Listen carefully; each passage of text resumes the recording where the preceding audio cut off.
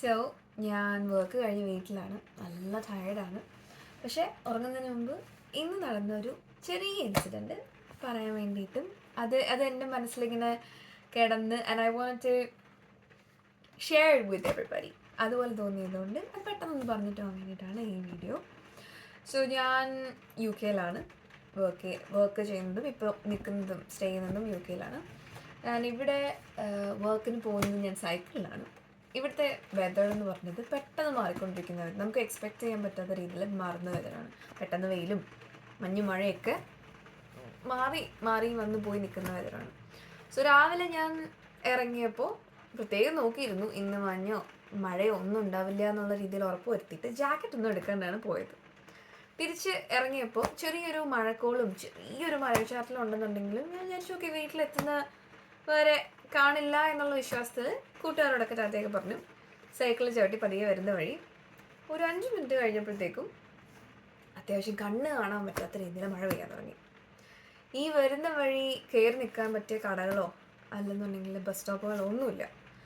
ആകെ ഒരു അപ്പുറം വീടുകൾ മാത്രമുള്ള ഒരു വഴിയായിരുന്നു ഞാൻ ഈ വന്നുകൊണ്ടിരുന്നത്. ഒരു 10-20 മിനിറ്റ് 20-25 മിനിറ്റോളം സൈക്കിൾ യാത്രയുണ്ട്. അപ്പോൾ ഇതൊന്നും ഇല്ലാത്ത പക്ഷം ഞാനൊരു ഈ വീടുകളോടുള്ള ഒരു മതിൽ, ഒരു നീണ്ട മതിൽ, ആ മതിലിനോട് ചേർന്ന് വീടുകളിൽ നിന്നുള്ള മരങ്ങളും ഒക്കെ നിൽക്കുന്ന ഒരു ചെറിയ ഈ വഴിയായതുകൊണ്ട് ഞാൻ മരങ്ങളുടെ ഷെയ്ഡിൽ ഒരു വീടിൻ്റെ ഫ്രണ്ടിൽ പതിയെ ഈ സൈക്കിളൊക്കെ ഒതുക്കി ആ മരത്തിൻ്റെ ഷെയ്ഡിൽ കുറച്ച് നേരം മഴ തോരട്ടെ എന്നുള്ള രീതിയിൽ കാത്തുനിന്നത്. പക്ഷേ മഴ കൂടുന്നതല്ലാണ്ട് കുറയുന്നുണ്ടായിരുന്നില്ല. കുറച്ച് ആളുകളൊക്കെ ഇങ്ങനെ പോകുന്നുണ്ടായിരുന്നു, വണ്ടികളൊക്കെ പോകുന്നുണ്ട്. പക്ഷേ ആരും ശ്രദ്ധിക്കുന്നില്ല. എല്ലാവരുടെ കയ്യിൽ കുടയുണ്ട്. ഞാനിങ്ങനെ പതിയെ നനഞ്ഞ് വരുന്നുണ്ട്. എന്ത് ചെയ്യണമെന്ന് അറിയാണ്ട് കുറച്ച് ഇരുട്ടുമായി. ഏകദേശം ഒരു സമയം രാത്രി 8-8:30 മണിയായി. സോ ഒരു രണ്ട് പേര് മുമ്പിലേക്ക് നടന്നു പോകുന്നു. ഞാൻ കുറച്ചൊന്ന് ശ്രദ്ധിച്ചു. കാരണം ഇവർ കുറച്ച് എന്നെയും കുറച്ച് ശ്രദ്ധിക്കുന്നതായിട്ട് തോന്നി. ഒരു മധ്യവയസ്കരായിട്ടുള്ള ഒരു ആൻറ്റി അങ്കിളും എന്നൊക്കെ നമുക്ക് വേണമെങ്കിൽ പറയാം. ഇവർ കുറച്ച് നേരം അവിടെ ഇങ്ങനെ സ്ലോ ചെയ്ത് പോയിട്ട് തിരിഞ്ഞ് നോക്കുന്നതായിട്ട് എനിക്ക് മനസ്സിലാവുന്നുണ്ടായിരുന്നു. ഞാൻ ആദ്യം കരുതി ഇനി അവിടെ ചില സ്ഥലത്തൊക്കെ നമുക്ക് അങ്ങനെ സ്ഥലങ്ങളിൽ നിൽക്കാൻ പാടില്ല, നമുക്ക് അങ്ങനെ എസ്പെഷ്യലി രാത്രിയായല്ലേ, അപ്പം ആൾക്കാർ നാച്ചുറലി സംശയിക്കുമല്ലോ, അങ്ങനെ നിൽക്കാൻ പാടില്ല എന്നൊക്കെ പറയാൻ ചാൻസ് ഉള്ള സമയമായതുകൊണ്ട് ഞാനിങ്ങനെ ദൈവമേ ഇനി എന്ത് ചെയ്യും എന്നുള്ള രീതിയിൽ കുറച്ചൊന്ന് സ്റ്റക്കായി നിന്നപ്പോഴത്തേക്കും ആ കൂട്ടത്തിൽ ഒരു പുരുഷനും സ്ത്രീയായിരുന്നു. അതിനകത്തൊരു ആ സ്ത്രീ എൻ്റെ അടുക്ക പതിയെ വന്നിട്ട് ചോദിച്ച ചോദ്യം ജാക്കറ്റ് വേണോ, ഒറ്റയ്ക്കാണോ എന്നുള്ള രീതിയിലായിരുന്നു. ആദ്യം ഞാനത് എക്സ്പെക്റ്റ് ചെയ്തില്ല. കാരണം ഇവിടുന്ന് അത്രയും ഒരു കൺസേണിങ് ആയിട്ട് ആ ഒരു സമയം ഇത്രയും വാമായിട്ടും ഒരു കൺസേണിങ് ആയിട്ട് ഒരു ചോദ്യം ആ സമയത്ത് ഞാൻ ഒട്ടും പ്രതീക്ഷിച്ചല്ല.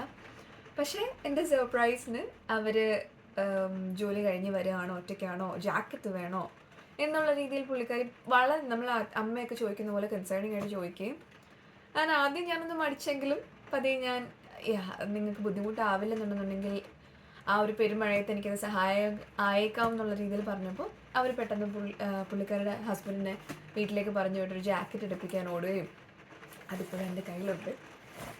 ആൻഡ് ഞാൻ ആ നിൽക്കുന്ന വഴി പുള്ളിക്കാരുടെ കുട എനിക്ക് എൻ്റെ മേലേക്ക് വെച്ചിട്ട് ഒരു 2-3 അടി കുറച്ച് മുമ്പോട്ട് പോകുന്ന വഴി പതിയെ നടക്കാൻ തുടങ്ങി അവരുടെ വീടിൻ്റെ മുന്നിലേക്ക്. അപ്പോൾ ചോദിക്കുന്നുണ്ടായിരുന്നു വീട് എവിടെയാണ്, താമസിക്കുന്നത് എവിടെയാ, എന്ത് ചെയ്യുന്നു, ജോലി എവിടെയാണ്, കുറച്ച് ദൂരം പോകണമല്ലോ, കൊണ്ടുവിടണോ എന്നൊക്കെ ഉള്ള രീതിയിൽ. ആ ഒരു സമയത്ത് ഞാൻ ആ ഒരു മഴയത്ത് കയറുന്ന സമയത്ത് എനിക്ക് കുറച്ചൊരു ഹെൽപ്ലെസ് ആയിട്ട് നിന്ന സമയത്ത് അങ്ങനെ ഒരാൾ ഔട്ട് ഓഫ് ബ്ലൂ വന്ന് ചോദിക്കുമെന്നോ അങ്ങനൊരു സഹായം തരുമെന്നോ ഞാൻ എക്സ്പെക്റ്റ് ചെയ്തിരുന്നില്ല. പക്ഷേ നമുക്ക് കാരണം നമ്മൾ പലരും അൺഎക്സ്പെക്റ്റഡ് ആയിട്ടുള്ള സിറ്റുവേഷൻസിലാണെന്നുണ്ടെങ്കിൽ നമുക്ക് പല രീതിയിലുള്ള ബൗണ്ടറീസും സ്റ്റീരിയോ ടൈപ്സും നമ്മൾ കീപ്പ് ചെയ്യുന്ന കുറച്ച് ആൾക്കാരാണ്. അൺഫോർച്ചുനേറ്റ്ലി നമുക്കങ്ങനെ പല രാജ്യങ്ങളുടെയും ഭാഷയുടെയും പലതിൻ്റെയും പേരിൽ സ്റ്റീരിയോ ടൈപ്സും ബൗണ്ടറീസ് നമ്മൾ കീപ്പ് ചെയ്യുന്നു. പക്ഷേ ഇങ്ങനെയുള്ള സന്ദർഭങ്ങളാണ് നമുക്ക് ആ ബൗണ്ടറീസിന് പിന്നിലുള്ള മനുഷ്യത്വവും ഹ്യൂമാനിറ്റേറിയൻ കൺസേൺസും ഒക്കെ പുറത്തേക്ക് വരുമ്പോൾ ശരിക്കുള്ളൊരു ഒരു മനുഷ്യനും തമ്മിലുള്ള കണക്ഷൻസ് അതിൻ്റെ ഒരു വാല്യൂ മനസ്സിലാക്കുന്നത് ഇങ്ങനെയുള്ള സന്ദർഭങ്ങളാണ്.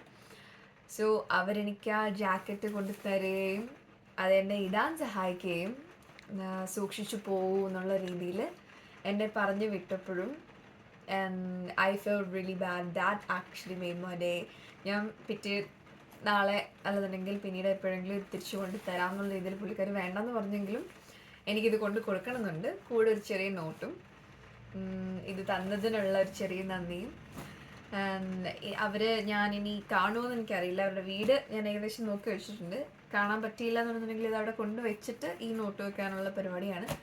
പക്ഷേ എന്നാലും എനിക്ക് ആ ഒരു സന്ദർഭത്തിൽ അവർ ചെയ്ത ആ ഒരു സംഭവം it just touch me a lot. ശരിക്കും എന്നെ ഭയങ്കരമായിട്ട് എന്നൊരു ഇമ്പാക്റ്റ് ഉണ്ടാക്കിയ ഇൻസിഡൻ്റ് ആണ്. വീട്ടിൽ നിന്ന് മാറി നിൽക്കുന്ന നമ്മളെ പോലുള്ള ആൾക്കാർക്കൊക്കെ വീടിൻ്റെ ഒരു ചെറിയ ഓർമ്മപ്പെടുത്തലും കൂടെയാണ്. Good incident, and then it was a good reminder that humanitarian emotions actually do have a long way to go. And അത് പറയാൻ വേണ്ടി മാത്രമായിരുന്നു ഈ വീഡിയോ.